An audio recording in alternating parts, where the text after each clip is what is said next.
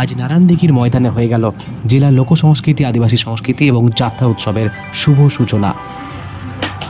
জেলার সমস্ত উচ্চস্তরের অফিসারদের এবং জেলার সমস্ত সংস্কৃতিপ্রেমী মানুষদের উপস্থিতিতে আজকের এই শোভাযাত্রার মাধ্যমে উদ্বোধনী অনুষ্ঠান শুরু হয়ে গেল। জেলার সংস্কৃতি এবং যাত্রা উৎসবে যে সমস্ত অনুষ্ঠানগুলি রয়েছে তা আমি এই ভিডিও ডিটেলসে দিয়ে দেব।